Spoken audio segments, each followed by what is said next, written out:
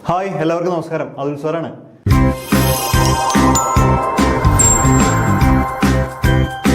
അപ്പോഴേ നമ്മുടെ HSST ഫിസിക്സിന്റെ senior പോസ്റ്റിന്റെ പരീക്ഷ കഴിഞ്ഞു.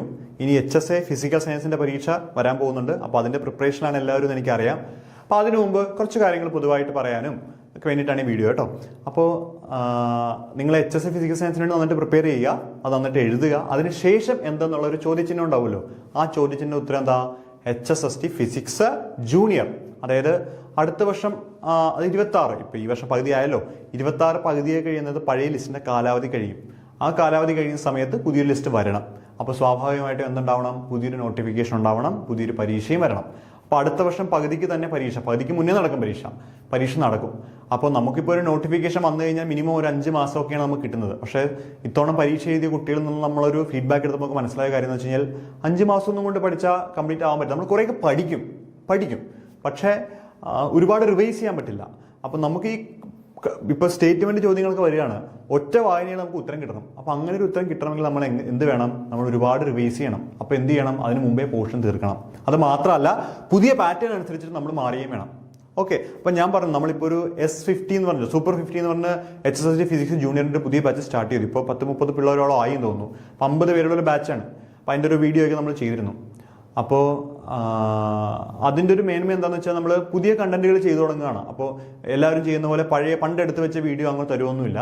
അതായത് പുതിയ പാറ്റേൺ. ഇപ്പോൾ സീനിയർ പോസ്റ്റ് വിളിച്ചപ്പോൾ കുറച്ചുകൂടി അഡ്വാൻസ് ലെവലിൽ ചോദ്യങ്ങൾ ചോദിച്ചു തുടങ്ങി. അപ്പോൾ നമ്മൾ ആ രീതിയിൽ നമ്മൾ മാറണം. പുതിയ പുസ്തകങ്ങൾ വായിക്കണം, പുതിയ കണ്ടന്റുകൾ ചെയ്യണം.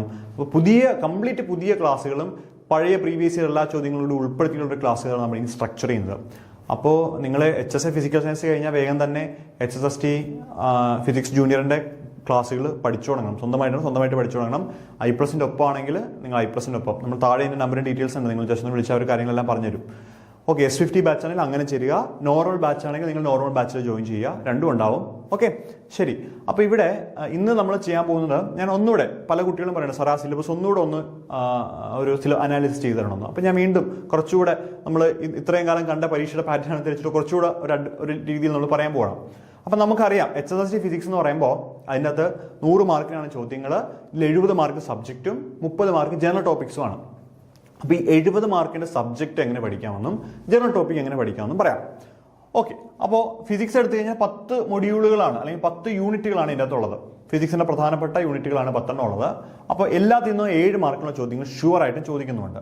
അപ്പോൾ ഏറ്റവും ആദ്യത്തെ മൊഡ്യൂൾ ഏതാ? ക്ലാസിക്കൽ മെക്കാനിക്സ് ആണ് ഏറ്റവും ആദ്യത്തെ മൊഡ്യൂൾ. എന്താണ്? Classical mechanics. അപ്പോൾ ഈ ക്ലാസിക്കൽ മെക്കാനിക്സ് സാധാരണ നമ്മൾ ഉപാധ്യായയുടെ പുസ്തകം നോക്കുന്നുണ്ട്, അരുൾദാസ് സാറിന്റെ പുസ്തകം നോക്കുന്നുണ്ട്, പിന്നെ വിവേകാനന്ദ സാറിന്റെ പഴയ കുഞ്ഞു ഗൈഡൊക്കെ നമ്മൾ നോക്കുന്നുണ്ട്, ഗോൾഡ്സ്റ്റീൻ്റെ ബുക്കും നമ്മൾ നോക്കുന്നുണ്ട്. അപ്പോൾ ഇതിൻ്റെ അകത്ത് പഠിക്കാനാണെങ്കിൽ സത്യം പറഞ്ഞു കഴിഞ്ഞാൽ ബേസിക് ആയിട്ടുള്ള കാര്യങ്ങളും ഉണ്ട്, അഡ്വാൻസ്ഡ് കാര്യങ്ങളും ഉണ്ട്. ഇപ്പോൾ ഈ കൺസ്ട്രെയിൻറ്റുകളാണെങ്കിലും ജനറലൈസ്ഡ് കോർഡിനേറ്റ്സും ഡിയലംബേർട്സ് പ്രിൻസിപ്പിളൊക്കെ നമ്മൾ ഡിഗ്രി ലെവലിൽ പഠിക്കുന്ന കുഞ്ഞു കാര്യങ്ങളാണ്.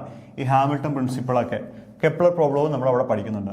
അഡ്വാൻസ് ലെവലിൽ നമ്മൾ പഠിക്കുന്ന കാര്യങ്ങൾ നോൺ ലീനിയർ ഓസിലേഷൻസും ലിമിറ്റ് സൈക്കിള്, കയോസ്, ഇങ്ങനെയുള്ള കാര്യങ്ങളാണ്. അപ്പം മുമ്പ് നമ്മൾ എക്സാം ഓറിയന്റഡ് ആയിട്ടാണ് നോക്കിയിരുന്നെങ്കിൽ നമ്മൾ കുറച്ചുകൂടെ ഒരു അഡ്വാൻസ് ലെവലിലേക്ക് പിന്നെ പോകണം. എങ്കിൽ മാത്രം നമുക്ക് ഈ കയോസ് പോലെയുള്ള കോൺസെപ്റ്റുകൾ എന്നുള്ള ചോദ്യങ്ങൾ കിട്ടുള്ളൂ. കാരണം 5 സ്റ്റേറ്റ്മെൻ്റൊക്കെ ഒരുമിച്ച് വരുന്നത്. അപ്പോൾ 5ഉം വായിക്കുമ്പോൾ തന്നെ നമുക്കവിടെ ക്ലിക്ക് ചെയ്യണം, ഇത് ശരിയാണോ തെറ്റാണോ എന്നുള്ളത്. അപ്പോൾ ആ ലെവലിൽ വരെങ്കിൽ നമ്മൾ കുറച്ചുകൂടെ കണ്ടന്റ് ഓറിയന്റഡ് ആയിട്ട് കാര്യങ്ങൾ നോക്കണം എന്നുള്ളതാണ് നമുക്ക് ഇന്ന് ക്വസ്റ്റ്യൻ പേപ്പറിൽ നിന്ന് മനസ്സിലായ ഒരു കാര്യം. നമ്മുടെ കുട്ടികൾ ഉത്തരവൊക്കെ എഴുതിയിട്ടുണ്ട്, അല്ല ഞാൻ പറയുകയാണ്, അങ്ങനെ നോക്കിയേ പറ്റുള്ളൂ എന്നുള്ളത്. അപ്പോൾ അങ്ങനെയാണ് ക്ലാസിക്കൽ മെക്കാനിക്സ് പോകുന്നത്. ദെൻ അടുത്തൊരു യൂണിറ്റ് മാത്തമാറ്റിക്കൽ ഫിസിക്സ് ആണ്. ഈ മാത്തമാറ്റിക്കൽ തിയറി പഠിക്കുമ്പോഴും ഞാൻ എപ്പോഴും പറയാറുണ്ട് കാണാപ്പാടം.com, അതാണ് ഇവിടുത്തെ ഫോർമുല. അതായത് ഇതിൻ്റെ അകത്ത് ഏറ്റവും കൂടുതലുള്ളത് എന്താണെന്നറിയാമോ? ഏറ്റവും കൂടുതലുള്ളത് ഈ ഫംഗ്ഷനുകളാണ്, അതായത് സ്പെഷ്യൽ ഫംഗ്ഷനുകളാണ്. അതായത് ഈ സിലബസിന്റെ 3/4 ഭാഗം, ഇത്രയും ഭാഗം എന്താ? ഇത്രയും ഭാഗം സ്പെഷ്യൽ ഫംഗ്ഷൻസ് ആണ്. മനസ്സിലായോ? അപ്പം ഇത്രയും ഭാഗത്തെ കാര്യങ്ങൾ കാണാണ്ട് പഠിക്കേണ്ട പറ്റില്ല. കാരണം ഈ പറയുന്ന ബെസലാണേലും ഹെർമൈറ്റ് ആണെങ്കിലും എല്ലാത്തിനും എന്തുണ്ട്? റെക്കറന്റ് റിലേഷൻ ഉണ്ട്, ഓർത്തോഗണാലിറ്റി ഉണ്ട്, റോഡ്രിഗോ ഫോർമുല ഉണ്ട്. അപ്പോൾ അതെല്ലാം എന്ത് ചെയ്യണം? കാണാതെ പഠിക്കണം. അപ്പോൾ ഇപ്പം തന്നെ തുടങ്ങണം. മനസ്സിലായോ?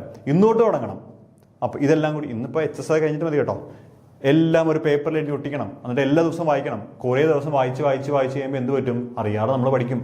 നമ്മൾ പുതിയൊരു ക്ലാസ്സിൽ പോയിരിക്കുമ്പോൾ, ഞാൻ പറയാറ്, നമ്മൾ പുതിയൊരു ക്ലാസ്സിൽ പോയിരിക്കുമ്പോൾ അവിടെ ഒരു 50 പിള്ളേരുണ്ടാവും. ഒരു ദിവസം എല്ലാവരുടെയും പേര് നമ്മൾ ചോദിച്ചിട്ട് പിറ്റേ ദിവസം ഒന്ന് ആരെങ്കിലും തിരിച്ചറിയാൻ പറ്റുമോ? എല്ലാവരും കണ്ടറിയാം, പക്ഷെ പേരറിയത്തില്ല. പക്ഷേ കാണാതെ പഠിക്കാൻ ശ്രമിച്ചാൽ പറ്റുമോ? അപ്പോൾ പറ്റത്തില്ല. പക്ഷേ ഓട്ടോമാറ്റിക്കലി പതുക്കെ പതുക്കെ ഒരു 2 മാസമൊക്കെ കഴിയുമ്പോൾ എല്ലാവരുടെയും പേര് നമ്മൾ പഠിച്ചിട്ടുണ്ടാവും. എങ്ങനെ പഠിച്ചെന്ന് വെച്ചാൽ ആർക്കറിയാം, നമ്മൾ പഠിച്ചു. അത് നമ്മൾ ഡെയിലി ഉള്ള ഇന്ററാക്ഷൻ മൂലമാണ്. എന്ന് പറയുന്ന പോലെ ഈ സ്പെഷ്യൽ ഫംഗ്ഷന്റെ എല്ലാ കാര്യങ്ങളും ഒരു ഭിത്തിയിൽ എഴുതി വയ്ക്കുക. എന്നിട്ട് എല്ലാ ദിവസവും ഒരു വെറുതെ ഒന്ന് വായിച്ചാൽ മതി. അല്ല ഇങ്ങനെ പഠിക്കണ്ട, വെറുതെ ഒന്ന് വായിച്ചാൽ മതി. കുറേ ദിവസം വായിച്ചു കഴിയുമ്പോൾ നിങ്ങൾ പിന്നെ ഉറക്കത്തിൽ വിളിച്ചപ്പോൾ നിങ്ങൾ പറഞ്ഞു തുടങ്ങും. അപ്പോൾ അതാണ് ഞാൻ പറയുന്നത്, നമ്മൾ നേരത്തെ പഠിക്കുന്നതിനുള്ള ഗുണം അതാണ്. നേരത്തെ തീർത്ത് ഒരു 10 or 20 തവണ റിവൈസ് ചെയ്ത് കഴിഞ്ഞാൽ ചോദ്യപേപ്പർ കാണുക മക്കളെ എല്ലാം നമുക്ക് അറിയാവുന്നതായിരിക്കും. ദെൻ പിന്നെ ഇതിൽ ചെയ്ത് പഠിക്കാനുള്ളത് ഇതൊക്കെയാണ്. നമ്മുടെ കോംപ്ലക്സ് നമ്പർ ചെയ്ത് പഠിക്കാനുള്ള ചോദ്യങ്ങളാണ്. ഫുറിയർ സീരീസും ചെയ്ത് പഠിക്കാനുള്ളതാണ്. പക്ഷെ അതിലും കുറെ റിസൾട്ടുകൾ ഞാൻ കാണാതെ പഠിക്കാൻ പറയും. കാരണം ചിലതൊന്നും ചെയ്തെത്തില്ല. അപ്പോൾ നമ്മൾ ആ റിസൾട്ടുകൾ കാണാതെ പഠിക്കണം. ഉദാഹരണത്തിന് നമ്മളിപ്പോൾ ഫുറിയർ f(x)(x²) എന്ന് പറയുന്ന ടേമിന്റെ ഫുറിയർ സം 1/1² + 1/2² + 1/3² = π² / 12 എന്നൊക്കെ നമ്മൾ എഴുതാറുണ്ട്. അപ്പോൾ അത് കാണാതെ പഠിച്ചാലേ അറിയുള്ളൂ. അവിടെ ഇരുന്ന് ചെയ്ത് കിട്ടുമോ? ഇല്ല, അരമണിക്കൂർ വേണം ചെയ്യാൻ. അപ്പോൾ അങ്ങനെയുള്ള റിസൾട്ടുകൾ മാത്രം നമ്മൾ കാണാൻ പഠിക്കും. പിന്നെ കുഞ്ഞു ഫുറിയർ ട്രാൻസ്ഫോം എന്താണ്, അതിന്റെ ഒരു ഇപ്പോൾ f(x) ഫുറിയർ ട്രാൻസ്ഫോം എന്താണ്, അല്ലെങ്കിൽ 1/√x അല്ലെങ്കിൽ ഡെൽറ്റ ഫംഗ്ഷൻ എന്താണ് എന്നൊക്കെ ചോദിച്ചാൽ സിമ്പിൾ ആയിട്ട് പറയാം. അല്ലെങ്കിൽ ഗാമ ഫംഗ്ഷൻ എത്രയാണ്, ബീറ്റ ഫംഗ്ഷൻ എത്രയാണ് എന്ന് ചോദിച്ചാൽ സിമ്പിൾ ആയിട്ടുള്ള കാര്യം എഴുതാൻ പറ്റണം. അതൊക്കെ അങ്ങനെ പഠിച്ചാൽ മതി. ബാക്കിയുള്ളതൊക്കെ ഇവിടുന്ന് കാണാതെ പഠിച്ചേ പറ്റുള്ളൂ. പിന്നെ ഇലക്ട്രോണിക്സും മൈക്രോ പ്രോസസ്സറുമാണ്. അത് 2 യൂണിറ്റ് ആയിട്ടാണ് ശരിക്കും വരേണ്ടത്. ഇലക്ട്രോണിക്സ് എടുത്തു കഴിഞ്ഞാലും നമ്മൾ ഡിഗ്രിക്ക് പഠിക്കുന്ന കാര്യങ്ങളാണുള്ളത്. FET പഠിക്കാനുണ്ട്, VBR പഠിക്കാനുണ്ട്. കഴിഞ്ഞ പ്രാവശ്യം VBR എന്ന ചോദ്യം ചോദിച്ചത് ഓർക്കുന്നുണ്ടോ? കഴിഞ്ഞ HSSTക്ക് ചോദിച്ചത് സീനിയറിൽ. അതായത് FET എന്ന് പറയുന്നത് VBR ആയിട്ട് വർക്ക് ചെയ്യുന്നുണ്ട്. വോൾട്ടേജ് വേരിയബിൾ റെസിസ്റ്റർ ആണ്. ഏത് റീജിയനിലാണെന്നാണ് ചോദിച്ചത്. ഏത് റീജിയനിലാ? ഒമിക് റീജിയൻ അല്ലേ? ഒമിക് റീജിയനിലാണ് വർക്ക് ചെയ്യുന്നത്. നമ്മൾ പറഞ്ഞിട്ടുണ്ട് അവിടെ സാച്ചുറേഷൻ റീജിയൻ ഉണ്ട്, ഒമിക് റീജിയൻ ഉണ്ട് അല്ലെ, ബ്രേക്ക് ഡൗൺ റീജിയൻ ഉണ്ട്. ഒമിക് റീജിയനിലാണ് വർക്ക് ചെയ്യുന്നത്. പിന്നെ ഓപ്പറേഷണൽ ആംപ്ലിഫയർ ആണ് കുറച്ച് കൂടുതലുണ്ട് ഇതിനകത്ത്. ഓപ്പറേഷൻ ആംപ്ലിഫയർ അത് ഇവിടെ തൊട്ട് തുടങ്ങും. ഓപ്പറേഷൻ ആംപ്ലിഫയർ ഇവിടെ തൊട്ട് തുടങ്ങി ഷ്മിറ്റ് ട്രിഗർ വരെ പകുതി കൂടുതലുണ്ട്. അപ്പോൾ അത് PG ലെവൽ കണ്ടന്റ് നന്നായിട്ടുണ്ട് അതിനകത്ത്. അതായത് inverter, integrator, low pass filter, high pass filter, പിന്നെ band pass filter, band reject filter. അപ്പോൾ അതെല്ലാം വലിയ ടോപ്പിക്കുകളാണ്. അപ്പോൾ അത് അതുപോലെ പഠിക്കണം. പടം ഉൾപ്പെടെ പഠിക്കണം. കാരണം പടം വെച്ച് ചോദ്യം ചോദിക്കുന്നുണ്ട്. HSST നമ്മുടെ വൊക്കേഷണൽ ചോദിച്ചപ്പോഴത്തേക്ക് അതിനകത്ത് പടം വെച്ചിട്ടാണ് ചോദിച്ചത്. ഏത് ഫിൽറ്ററാണെന്ന് ചോദിച്ചത് കണ്ടോ. അപ്പോൾ അങ്ങനെ വരാം. പിന്നെ അഡ്വാൻസ്ഡ് ആയിട്ടുള്ള ഈ അലവലാതി ടോപ്പിക് എന്ന് ഞാൻ പറയാറുള്ള പോലെ തന്നെ സാറ്റലൈറ്റ് കമ്മ്യൂണിക്കേഷൻ അലവലാതി ടോപ്പിക്കാണ്. കുറേ എന്തൊക്കെയോ സാധനങ്ങളുണ്ട്. പക്ഷെ നമ്മൾ സ്പെസിഫിക് ആയിട്ട് ഇന്നത് മാത്രം പഠിക്കുക എന്നുള്ളതാണ് കേട്ടോ.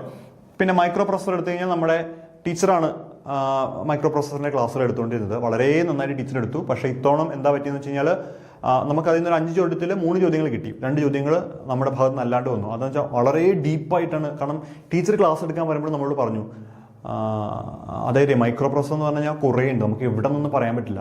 അപ്പോൾ നമ്മളെന്ന് വെച്ചാൽ മുൻ വർഷം വെച്ച ചോദ്യപേപ്പർ അനുസരിച്ചിട്ടാണ് നമ്മൾ ഈ കണ്ടന്റുകൾ സെറ്റ് ചെയ്തത്. അപ്പോൾ മുമ്പത്തെ ചോദ്യത്തിലെല്ലാം നമ്മൾ കണ്ടന്റ് പഠിച്ചാൽ കിട്ടുമായിരുന്നു. കുറച്ച് സിമ്പിളായിട്ട് ചോദിച്ചിരുന്നത്. പക്ഷേ ഇത്തവണ കുറച്ചുകൂടെ ഡീപ്പ് ചോദിച്ചപ്പോഴത്തേക്ക് 3 നമ്മുടെ കറക്റ്റ് കണ്ടന്റ് കിട്ടി, 2 പുറത്തുപോയി.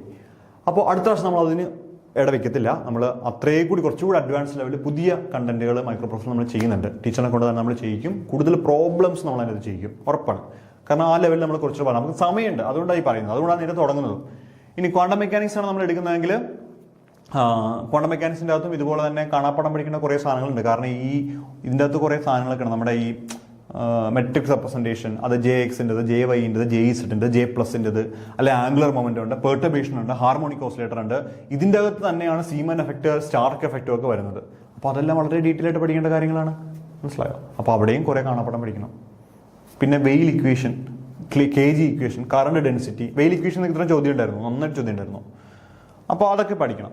പിന്നെ സ്റ്റാറ്റിസ്റ്റിക്കൽ മെക്കാനിക്സ് ആണെങ്കിലും നല്ല ഡീപ്പ് ലെവലിലുള്ള സ്റ്റാറ്റിസ്റ്റിക്കൽ മെക്കാനിക്സാണ് വന്നിരിക്കുന്നത്. തെർമോഡൈനാമിക്സ് അധികം ടച്ച് ചെയ്യാതെ ഡീപ്പ് ലെവലിലുള്ള സ്റ്റാറ്റിസ്റ്റിക്കൽ മെക്കാനിക്സ്. മനസ്സിലായോ?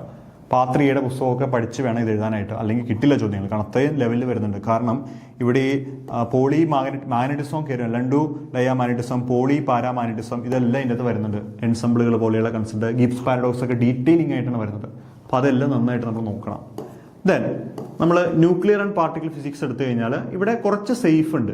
പക്ഷേ സേഫ് അല്ലാത്തതുകൊണ്ട് കേട്ടോ. കാരണം ഇതിൻ്റെ അകത്ത് ഈ പാരിറ്റി വയലേഷൻ എന്നൊക്കെ കൊണ്ട് കുറേ സാധനങ്ങളുണ്ട്. ബീറ്റ DK, ഗാമ DK എന്നൊക്കെ കൊണ്ട് കുറേ സാധനങ്ങൾ. പക്ഷേ ഇതിനകത്ത് ആദ്യത്തെ കുറച്ച് ടോപ്പിക്കുകൾ ഈസിയാണ്. Nuclear size, shape, mass, binding energy, പിന്നെ സെമി എംപിരിക്കൽ മാസ് ഫോർമുല, പിന്നെ നമ്മുടെ ഷെൽ മോഡൽ, പിന്നെ പാർട്ടിക്കിൾ ഫിസിക്സിൻ്റെ ഭാഗങ്ങൾ 8 ഫോൾഡ് വേ, ഇതൊക്കെ നമുക്ക് സിമ്പിളാണ്. പക്ഷെ എന്നാലും 1-2 ടോപ്പിക്കുകൾ ഡീറ്റെയിലിംഗ് വരുന്നുണ്ട്. പക്ഷേ ഈ ഷെറർ ക്യാമറയും അതുപോലെ തന്നെ ഈ പവർ സിംഗിൾ ക്രിസ്റ്റൽ ഡിഫ്രാക്ഷൻ, അത് ഈ സാധനമൊക്കെ വളരെ സിമ്പിളാണ്. എക്സാഡിയൊക്കെ വളരെ സിമ്പിളാണ് പഠിക്കാനായിട്ട്. പിന്നെ സോളിഡ് സ്റ്റേറ്റ് ഫിസിക്സ് നമ്മൾ എടുത്തു കഴിഞ്ഞാൽ ഇത് വലിയ ബുദ്ധിമുട്ടില്ല. ഏകദേശം എല്ലാ ടോപ്പിക്കുകളും ഡിഗ്രി ലെവലിൽ വരുന്നതും PG ലെവലിൽ വരുന്നതുമാണ്. കൃത്യമായിട്ടുള്ള സ്പെസിഫിക് ടോപ്പിക്കുകളാണ്.